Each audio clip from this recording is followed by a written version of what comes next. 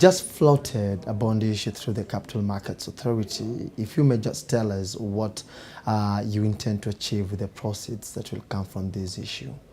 It was a medium-term program of 8 billion shilling, and we will raise it in two phases. The first phase will be for 3.5 billion up to 5 billion as a greenshoe.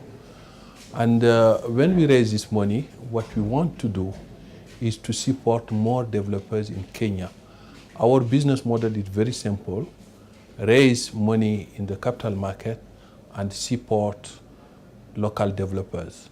And what we called ourselves being a pass-through vehicle. We are just acting like a financial intermediary, going to the market, try to obtain the best condition possible in order to pass on to the developers in order to get a very competitive funding. Do you already have some of the developers that you target to support financially? And also, are you at a position to influence the rate at which these developers lend out to their clientele? Yeah, I think we are driven always by the pipeline of project. Before going to the market, we should make sure we have enough demand in our pipeline. I think what we called already demand. In this demand, what we have many repeat clients, which is quite good because it helps us to minimize the risk. We know them, they know us, and we are doing good business more than many years. And sometimes we can get some first-time borrowers because always we want to promote the development of the market. There is some first-time borrowers. And in terms of cost, yes, we are trying to be always very competitive to give to our client the best financial services. And generally, we being a recurrent issuer in the market, we get some good condition. Always our benchmark is the government. And generally, our cost is 1.5% higher than the government because we have to pay a premium. As you know, the government, they are sovereign and they have a good access to the capital market in local currency. And generally, we put a margin between 3 and 4%, which is the lowest margin that you can find among all financial intermediaries because given our mandate, being a development finance institution, it's quite important for us to provide a very good financial solution to our borrowers. How would you rate Shelter Afrique's contribution towards housing provision in this country, more so at the bottom of the pyramid? I think our effort for the bottom of the pyramid has started over the last 4 years when we are deepening our business model and making sure every time we are going down and down to the pyramid. And I can tell you last year, just to give you one example, we supported something like 2,000 families in order to help them to get mortgage at the very, very reasonable level.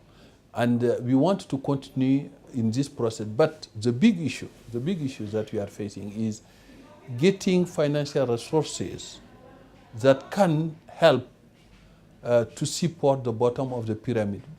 When you are talking resources at the market condition, it's always very expensive. What we are trying to do is to create a new window in our various windows for lending money. And now we created this trust fund in order to support the bottom of the pyramid. I think this program will continue. I hope it will grow. We want to partner with many development finance institutions in order to raise more money for the bottom of the pyramid because this is the segment of the market there is a big need. And at this time, this segment is not well supplied. When you talk about housing in Africa, there is always what we call the issue of affordability. When you compare the income and the selling price, you see a big gap. It means our many families cannot access to the decent housing. When you see our towns, you will find people living at 70% in the informal settlement. It's not good, is not conducive, is not helpful for the economic transformation. Why is this situation? One, I think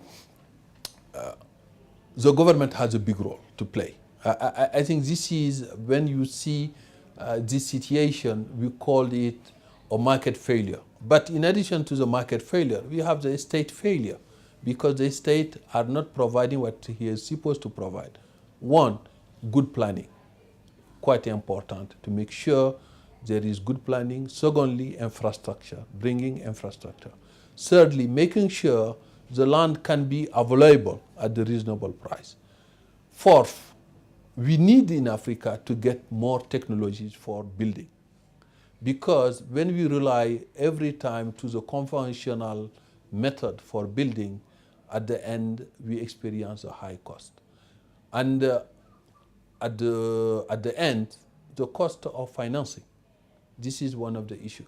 I think to get affordable housing, it means we need to get a strong partnership between the government with the private sector to make sure we use new technologies to make our capital market more efficient, and making sure our leaders can provide the maximum support for this segment of market. And recently in Africa, there is good news coming from Morocco, when we see the government intervening, having a very big social housing program that help people to access to the decent house. I think this is one of the obligations of the government. I am aware the new government having a strong agenda on the housing.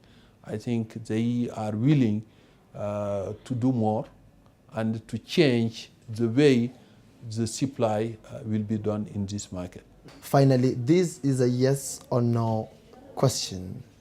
Do you think Kenya will ever meet the housing deficit currently being experienced? It will take time, but Yes or no?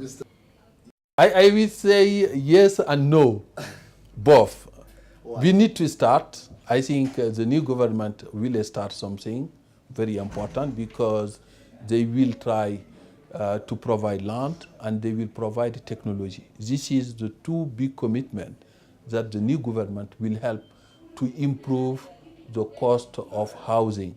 And when I met Honorable Minister, what she told me, I want Shelter Afrique and all developers to be involved in the project, whose selling price is around 2 million shilling, which is a big challenge. But with the new leadership, with the support they will provide, I think we will be there.